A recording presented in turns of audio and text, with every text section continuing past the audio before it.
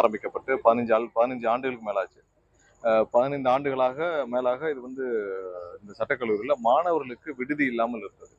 So உடனடியாக முதல்வருடைய கவனத்துக்கு எடுத்து சென்று நம்ம இந்த மாணவர் விடுதியை விரைவாக கட்டி முடிக்கும் பணிகளை மேற்கொண்டோம். ஸோ அதன் முதல் படியாக இன்னைக்கு அடிக்கல் நாட்டு விழா நடைபெற்றது. ஸோ அதனால அடிக்கல் நாட்டு விழா நடைபெற்று விரைவாக இந்த கட்டிட பணிகள் துவங்கப்படும். விரைவில் இதை கட்டி முடிக்கும் பணிகளை மேற்கொள்ளும். சுமார் 3500 சதுரடியில இந்த விடுதி கட்டப்பட உள்ளது. அதில் 240 மாணவர்கள் வரை தங்குவதற்கான வசதிகள் செய்யப்படும்.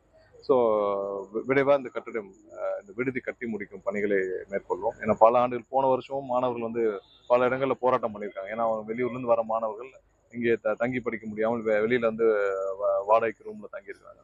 ஸோ இந்த வருடமாவது இதை கட்டி முடிக்க வேண்டும் என்று இது முன்னெடுத்து உடனடியாக இந்த கட்டும் பணிகளை துவக்கியிருக்கிறோம். கண்டிப்பா எல்லா கல்லூரியிலும் அந்த ஆடிட்டிங் பணிகள் நடைபெற்றது. எல்லா சட்டக்கல்லூரிகளும் என்னென்ன பணிகள், என்னென்ன மாதிரியான இன்ஃப்ராஸ்ட்ரக்சர் தேவைப்படுது, என்னென்ன மாதிரியான வசதிகள் தேவைப்படுது, எதெல்லாம் இல்லை அதை கொண்டு வரும் வேலைகளையும் ஏற்பாடு செய்துள்ளோம். எல்லா கல்லூரியிலும் ஒரு வேக்கண்ட் எல்லாம் ஃபில் பண்ற வேலைகளையும் செஞ்சுட்டு இருக்கோம். கண்டிப்பா மாணவர்களுக்கு கண்டிப்பா இது முழுமையான ஒரு நல்ல ஒரு சட்டப்படிப்பை மேற்கொள்வதற்கான அனைத்து ஏற்பாடும் செய்யப்படும். என்றும் சட்டப்படிப்பு ஒரு வியாபாரமாக மாறாமல் பார்த்துக் கொள்வோம். இதெல்லாம் பிரைவேட் காலேஜஸ், ஒரு சில காலேஜஸ் நம்மளுடைய அஃபிலியேஷன்ல உள்ள காலேஜஸ் வயலேஷன் இருக்கும், அவங்க மேல அஃபிலியேஷன் கேன்சல் பண்ற நடவடிக்கைகளை மேற்கொள்ள உள்ளோம். ஏன்னா அவங்க மேல நடவடிக்கை எடுக்கவும் மேற்கொண்டு உள்ளோம். ஸோ அந்த மாதிரியான கல்லூரிகள் எதெல்லாம் வயலேஷன் இருக்காங்களோ பிரைவேட் காலேஜஸ், அதெல்லாம் கண்டிப்பாக நடவடிக்கை எடுப்போம். அரசு சட்டக்கல்லூரிகளுடைய ஸ்ட்ரென்த்தை இன்க்ரீஸ் பண்றதுக்கான வேலையும் பார்த்துட்டு இருக்கோம். கண்டிப்பாக மாணவர்கள் சுலபமா ஏழை எளிய மாணவர்கள் படிப்பதற்கும் அவர்களுக்கு தேவையான அனைத்து வசதிகள் இருக்கும், நல்ல ஒரு சட்டப்படிவை மேற்கொள்வதும். ஏன்னா நம்மளுடைய தமிழக அரசு சட்டக்கல்லூரியில் படித்த பலர் இன்னைக்கு பலர் உச்சநீதிமன்ற நீதிபதிகளாக வேற மிகப்பெரிய உயர்ந்த வழக்கறிஞர்களாக இருக்காங்க.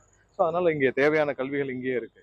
ஸோ இங்கே யாரும் வெளிநாட்டில் போய் படிக்க வேண்டியமோ இல்லை வேற மாநிலங்களில் போய் படிக்க வேண்டிய சூழ்நிலை இல்லை. ஸோ இதை மேம்படுத்தும் வேலையில் அவருக்கு நல்ல ஒரு இன்ஃப்ராஸ்ட்ரக்சரையும் நல்ல போதுமான ஒரு அடிப்படை கட்டமைப்பை மேற்கொள்வதற்கான வேலைகளை எல்லா இடத்துலையும் அந்த பணியை துவக்கிருக்கும், கண்டிப்பாக செய்து கொடுக்கும்.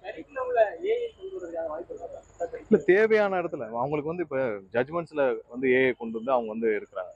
ஸோ கரிக்குலம்ல நம்ம ஏஐ எல்லாம் கொண்டு வர முடியாது. ஸோ கரிக்குலம்ல அவங்க டெய்லி படிக்க வேண்டிய புத்தகங்கள் இருக்கும். இதெல்லாம் புக்கை மாற்றி அவங்களுக்கு சுலபமாக மொபைலில் பார்க்கறதுக்கான வசதிகள் கொண்டு வரதுக்கான ஏற்பாடு இருக்கு. பட் நம்ம கரிக்குலம்ல ஏஐ கொண்டு வர வேண்டிய தேவை இப்போ இல்லை. பட் அவங்களுடைய மற்ற இதுகளை இப்போ வழக்கறிஞர்களாக பண்ண பிறகு அவங்களுடைய தேடலுக்கு தேவையானவர், சர்ச் இன்ஜின்ஸுக்கு தேவையான மாதிரி ஏஐல அவங்களுக்கு இன்டெகிரேட் பண்றதுல நிறைய இடத்துல பண்ணிட்டு இருக்காங்க. அது அப்போ தேவைக்கேற்ப பண்ணிக்கலாம். பெண்களுக்கான புதிய கல்லூரிகள் கொண்டு வரணும்னு சொன்னா அதுக்கான திட்டம் எப்போ இது பண்ணலாம்? இல்லை, அதுக்கான இடம் தேர்வு செய்யும் பணிகள் நடைபெற்றாங்க. ஸோ தேவையான இடத்துல இடம் தேர்வு செய்து அதுக்கப்புறம் சென்னைக்குள்ள தான் அதுக்கு முதற்கட்டமாக ஆரம்பிக்கும் வேலைகள் இருக்கு. ஸோ சென்னையில் அவங்களுக்கான இடத்தை தேர்வு செய்து விரைவாக அதையும் கட்டி முடிக்கும் வேலைகளை செய்யும். இல்லை, அது யூனிவர்சிட்டிஸ்ல அவங்களுடைய ப்ரொசீஜர் படி அதெல்லாம் பண்ணிட்டு இருக்காங்க. ஸோ ஒரு சில இடத்துல அரசுடைய சீட்ஸையும் கவர்மெண்ட் சீட்ஸையும் அவங்களும் சேர்த்து ஃபில் பண்ணி வச்சிருக்காங்க கடந்த ஆண்டுகளில். ஸோ அந்த மாதிரி கல்லூரிகள் மேல கடுமையான நடவடிக்கை எடுப்போம். ஏன்னா அவங்க அரசுக்கு ஒதுக்கப்பட்ட சீட்ஸையும் அவங்களுடைய கோட்டால அவங்க தவறாக டொனேஷன் வாங்கிட்டு ஃபில் பண்றது, மாணவர்களை ஏமாற்றுறது, இந்த மாதிரி வேலைகளை செய்தால் கண்டிப்பாக அவர்கள் மீது கடுமையான நடவடிக்கை வரும். அது மாதிரி ஒரு சில காலேஜஸ் ஐடென்டிஃபை பண்ணிவிட்டு அவங்க மேல ஆளுகளையும் நோட்டீஸ் அனுப்பப்பட்டிருக்கு. கடுமையான நடவடிக்கை மேற்கொள்ளும். நான் சொல்றேன், அது முடிஞ்ச பிறகு நடவடிக்கை எடுத்த பிறகு கண்டிப்பா தருவோம். ஏன்னா எந்த விதத்திலும் இந்த வருஷம் மாணவர்கள் பாதிக்கப்படக்கூடாது. சரி, அவர்களை நம்பி ஏமாந்து பாதிக்கப்படக்கூடாது. அதனால கண்டிப்பாக நடவடிக்கை எடுக்கப்படும். இன்று முன்னாள் அமைச்சர்கள் தாவேக்கால இணையறாங்க. நீங்க சொல்லியிருந்தீங்க ஊழல் குற்றச்சாட்டு இருக்கிறவங்க மேல நடவடிக்கை எடுக்கப்படும். அதுல எந்த காம்ப்ரமைஸும் இருக்கு. ஆனா ஒரு கருத்து நிலவி வருது சார். இல்ல யார் மேல என்னென்ன வழக்குகள் இருக்கோ அந்த வழக்குகள் அதே என்னென்ன மாதிரியான சட்டப்பூர்வ நடவடிக்கை தொடர்ந்துருக்கோ அது தொடர்ந்து தான் இருக்கும். அதுல எந்த மாற்று கருத்தும் என்னென்ன பாருங்க, நாங்க சொல்லியாச்சு.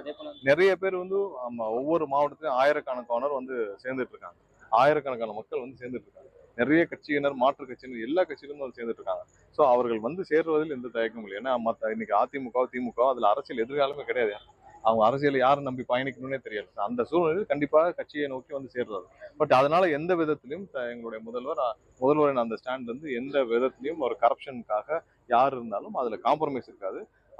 கட்சியில் யார் வேண்டுமானாலும் சேரலாம். ஆனால் கண்டிப்பாக எங்களுடைய ஸ்டாண்ட்ல முதல்வர் இதுவரைக்கும் முன்னெடுத்த அனைத்து பாலிசிஸ்லயும் எந்த வித காம்ப்ரமைஸும் இருக்காது. குற்றச்சாட்டு திமுக தரப்புல ஆளுநர்கிட்ட கொடுத்திருக்காங்க. அதே வேளையில ஆளுநரும் டெல்லி அமித்ஷா சந்திக்க போயிருக்காரு. எப்படி பாக்குறீங்க? இல்ல இல்ல அவங்க யாரை வேணாலும் சந்திச்சிருக்கோம். அதனால ஒன்றும் பிரச்சனை இல்லை. See, என்ன ப்ராப்ளம்னா நாங்க நேற்று தெளிவாக ஒரு கைது செய்யப்பட்டிருக்காங்க. ஒரு சில பேர் கைது செய்யப்பட்டிருக்காங்க. அதன் தொடர்ச்சியாக பல விசாரணை நடந்துட்டு இருக்கு. இவர்கள் எல்லாம் சேர்ந்து வந்து இன்னைக்கு 35 கோடி 40 கோடி 50 கோடின்னு ஒவ்வொரு எம்எல்ஏட்டும் பேரம் பேசிட்டு இருக்காங்க. அதுக்கான ஆதாரத்துடன் காவல்துறை கைது செய்துள்ளது. ஸோ இது ஒவ்வொரு நாள் நடந்துட்டே வருது. ஸோ அதெல்லாம் வந்து தினந்தோறும் எல்லாரும் நம்ம இதுல பார்த்துட்டே இருக்கோம். ஸோ அவங்க எங்க வேணாலும் வந்து ஆளுநர்கிட்ட புகார் அளிச்ச மாதிரி பாருங்க. அவங்க வேற வழி இல்லாமல் இன்னைக்கு ஆளுநரிடம் போய் கதறிட்டு இருக்காங்க. சரி, அவர்கள் 5 வருஷம் அவர்கள் என்ன லட்சணத்துல ஆட்சி நடத்தினாங்க அப்படின்னு தமிழக மக்கள் பார்த்து அதற்கான விளைவு தான் இந்த தேர்தலில் அவங்க அளித்த வாக்குகள். ஸோ அதற்கு நீங்க போயிட்டு ஆளுநர்கிட்ட போய் கதறியோ இல்லை அங்க போய் அழுதோ ஒன்றும் பிரயோஜனம் இல்லை. நீங்க மக்கள்கிட்ட நல்லபடியா நடந்து கொண்டா இந்த பிரச்சனை வரப்போகுது. இது ஸ்டாலின் வந்து சொல்றாரு நாங்க 30 நாள் தான் இந்த கவர்மெண்ட் இருக்கணும். 30 நாள்ல ஸ்டாலின் மிகப்பெரிய தலைவர் ஆயிட்டாரா? தேர்தல் முடிஞ்சு 40 நாள் ஆச்சுல. இந்த 40 நாள்ல மிகப்பெரிய தலைவர் இல்ல மிகப்பெரிய ஆளுமை ஆயிட்டாரா? நீங்க 5 வருஷமே ஒண்ணும் செய்யலன்னு தான் மக்கள் இந்த ஓட்டு போட்டாங்க. அப்புறம் 30 நாள் இந்த இந்த அரசு தாங்காதுன்னு ஒரு ஒரு ஒரு கல்யாண வீட்டுல பேசுறாருன்னா 30 நாள்ல ஸ்டாலின் மாபெரும் தலைவர் ஆயிட்டாரா? அப்படிலாம் இல்ல. 30 நாள் என்ன சாதிச்சாரு? 5 வருஷமா நீங்க முதல்வர் வந்து ஒன்னும் சாதிக்கல. இந்த 30 வருஷமா என்ன மாபெரும் தலைவராகி நீங்க வந்து மக்களுடைய நன்மதிப்பு பெற்றீங்க? ஒண்ணும் இல்லைல்ல. அப்ப நீங்க ஒவ்வொரு இடத்துலயும் 40 கோடி 50 கோடி கொடுத்து வாங்குறதுக்கு தயாராயிட்டீங்க. அதனால 30 நாள் இந்த ஆட்சியை அகற்றிடுவோம்னு சொல்ற அளவுக்கு தைரியம் இருக்குன்னா பணம் தானே. இந்த பணத்தை வச்சு தானே 40 கோடி 50 கோடி வச்சா நீங்க யார் வேணாலும் வாங்கிடலாமா? நீங்க அதன் விளைவு தான் நீங்க பாத்துட்டு இருக்கீங்க. நீங்க இந்த பணத்தை மட்டும் வச்சுக்கிட்டு ஒவ்வொரு ஓட்டுக்கும் 1000 ரூபாய் கொடுப்போம் 2000 ரூபாய் கொடுப்போம். ஒவ்வொரு இடத்துலயும் நாங்க கொடுத்து பர்ச்சேஸ் பண்ணுவோம். 40 கோடி 50 கொடுத்து எம்எல்ஏ வாங்குவோம். எந்த தைரியத்தில் அவர் சொன்னால் 30 நாள் தான் இந்த ஆட்சி இருக்கும்னு சொல்லிட்டு 120 எம்எல்ஏக்களுடன் வலுவாக கூட்டணி ஆதரவோடு நாங்க இருக்கிறோம். எந்த தைரியத்துல 30 நாள் ஆட்சி இருக்காதுன்னு சொன்னாரு ஸ்டாலின்? அப்ப வந்து 30 நாள் அவர் ஒண்ணும் பண்ணல. மாபெரும் தலைவர்லாம் ஆகல. இல்ல மிகப்பெரிய அளவுல ஒரு மக்கள்கிட்ட நன்மதிப்பை பெற்று அப்படியே பயங்கரமா ஆட்டாரா? அதெல்லாம் ஒண்ணும் இல்ல. இந்த வெறும் பணத்தை வைத்துக்கொண்டு ஒரு சில செந்தில் பாலாஜி மாதிரி ஆட்களும் இல்ல ஒரு சில தொழிலதிபர்களை வைத்துக்கொண்டு இவர் வந்து இந்த வேலையை செய்து கொண்டிருக்கார். கண்டிப்பாக மக்கள் தீர்ப்பு இன்னும் கடுமையாக இருக்கும். இவர்கள் செய்யற வேலையை மக்கள் பார்த்துட்டு இருக்காங்க. ஒவ்வொரு நாளும் இந்த அரசுக்கு எல்லா வழியிலும் இவர்கள் தொந்தரவு கொடுத்துட்டு இருக்காங்க. அதை எல்லாம் மீறி மக்களுக்கான நல்ல பணிகள் தொடர்ந்து செய்வோம். என்ன வேணாலும் செஞ்சுக்கிட்டோம். மக்கள் எங்களோடு இருக்காங்க. நாங்கள் எதற்கும் பயப்படவில்லை, யாருக்கும் தயங்கவில்லை. மக்களை தவிர வேற யாருக்கும் பயப்படாது இந்த அரசு. என்ன தகுதி இருக்கு? இல்ல அதை வந்து அதிமுக இருக்கிற கட்சி பேசக்கூடாது. ஏன்னா இன்னைக்கு புரட்சி தலைவராக இருக்கட்டும், இன்னைக்கு வந்து புரட்சி தலைவராக இருக்கட்டும், அவரை பார்த்து திமுக பேசிய வார்த்தைகள் புரட்சி தலைவரையும் புரட்சி தலைவையும் பார்த்து திமுக வந்து அந்த காலங்கள்ல இருந்து 50 வருஷமாக என்ன பேசினார்களோ அதை இன்னைக்கு எடப்பாடி பேசுறாரு. எடப்பாடி அதை பேசுவதற்கு எந்த அருகதையும் கிடையாது. எடப்பாடி அதிமுக இவங்க 2 பேரும் அந்த கட்சிகளுக்கு நல்லது செய்ய வேண்டும் என்றால் முதல்ல திரு ஸ்டாலின் அவர்கள் அவருடைய கட்சியிலிருந்து விலகினாலே அந்த கட்சிக்கு ஓரளவு ஒரு ரிலாக்ஸேஷன் கிடைக்கும். எடப்பாடி அந்த கட்சியிலிருந்து விலகினாலே இந்த கட்சியை ஓரளவாவது காப்பாற்ற முடியும்.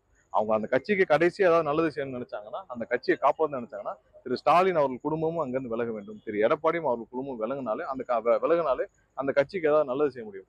இன்னைக்கு இது திமுக என்ன பேசினார்களோ, திமுக என்ன எழுதி கொடுத்தார்களோ அதை எடப்பாடி பேசிட்டு இருக்காரு. இந்த வார்த்தையை எடப்பாடி பேசலாமா? அதுவும் அந்த கட்டிடத்துல உட்கார்ந்து அவர் உட்கார்ந்து இருக்க புரட்சி தலைவர் எம்ஜிஆருடைய கட்டிடம், அவர் சொந்த காசில் வாங்கிய கட்டிடம், நம்ம அம்மா ஜானகியம்மாள் பேர்கள் கட்டிடம், அந்த கட்டிடத்துல உட்கார்ந்து கொண்டு இந்த வார்த்தையை பேசுவதற்கு திரு எடப்பாடிக்கு எந்த அருகதையும் கிடையாது. எம்எல்ஏ வந்து மிரட்டுவதாக சொல்றாங்க. யாரு யார மிரட்டுறது? இல்ல அவங்கள மிரட்டுறாங்க. யார?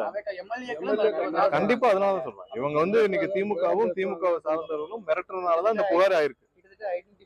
இல்ல திமுகவும் திமுக சார்ந்த நபர்களும் இன்னைக்கு மிரட்டுறதுனாலதான் இந்த புகாரே ஆயிருக்கு. அவர்கள் சார்ந்த நபர்கள் இப்ப மிரட்டப்பட்டு இன்னும் கடுமையாக ஒவ்வொரு இடத்துலயும் ஒவ்வொரு எம்எல்ஏக்களையும் அவர்கள் தனிப்பட்ட முறையில கூப்பிட்டு மிரட்டி பல பேரை சந்திச்சிருக்காங்க.